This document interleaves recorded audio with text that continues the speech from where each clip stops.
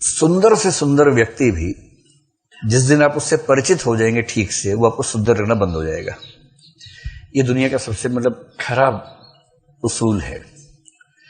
आप देखेंगे पति और पत्नियों के झगड़ों में, विवाह संबंध में एक बड़ी भारी समस्या क्या आती है, हर फिल्म में वही समस्या है कि विवाह से पहले पति को सारी तिथियां, सारे घंटे तक याद रहते हैं।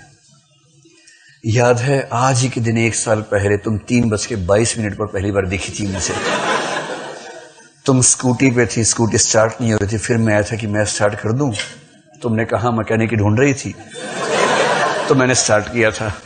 तो उसी समय पहली बार तुम्हें देखा था, 3:22 पर मैंने स्टार्ट किया, 3:28 पे स्कूटी स्टार्ट हुई तुम्हारी और तुम 3:29 पे चली गई थी।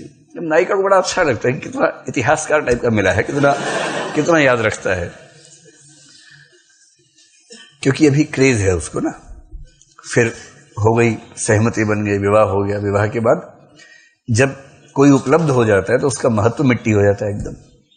6 महीने होते होते नायक को नायिका की परवाह बंद हो जाती है, एकदम रत्ती भर नहीं रहती, क्योंकि मिल गया सो मिट्टी है, ना मिला वो सोना है। सरल सा सिद्धांत है। उस नायिका को शिकायत अब ये है कि पहले तुम 3:22, 3:28 करते थे, अब तुम्हें यह भी याद नहीं कि आज हमारे विवाह की वर्षगांठ है। आप देखेंगे लगभग हर फिल्म में पति ही भूलता है कि आज एनिवर्सरी है, पत्नी नहीं भूलती कभी। आपने देखी ऐसी फिल्में बहुत सारी, कम से कम 20 तो देखी होंगी ऐसी फिल्में। नायक ही भूल जाता है, क्योंकि नायक की जो केमिकल कंपोजिशन है वो अलग किस्म की है, हार्मोन्स अलग है। नायिका में जो हार्मोन्स का सिक्रीशन हो रहा है वो अलग किस्म का है, तो ये तनाव रहता है। अब साहित्य में इन सब तनावों के लिए बहुत क्रिएटिव एक्सप्रेशंस ढूंढने का प्रयास है।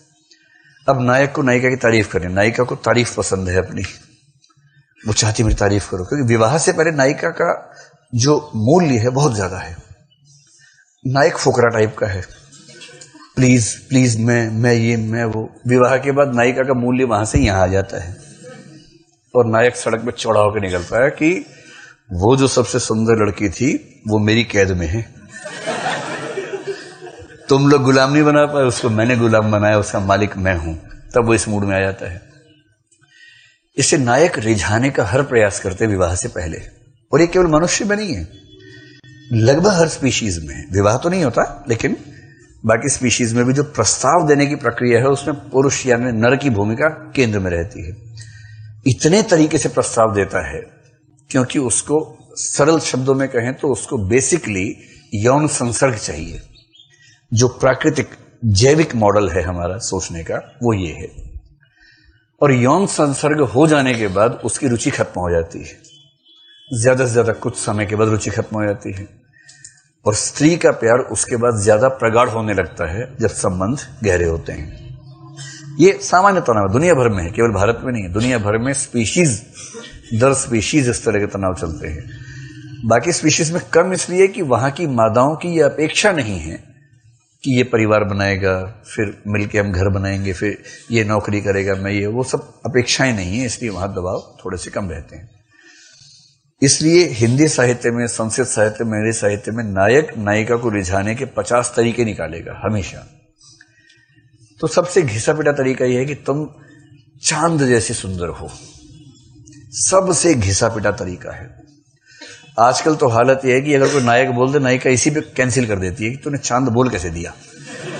हर आदमी बोल रहा है अपने अपने घर में चांद चांद चांद, मैं भी चांद, तो सारी चांद हो गए, फिर क्या नयापन क्या बचा? कुछ नया होना चाहिए, कुछ यूनिक होना चाहिए। तो एक उम्र में नायिका चांद जैसी है, एक उम्र के बाद नायक चांद जैसा हो जाता है। सिर से देखें, अगर नायिका को चेहरे से देखना पड़ता है, नायक को सिर से देखना पड़ता है, तब चंद्रमा उभरना शुरू होता है।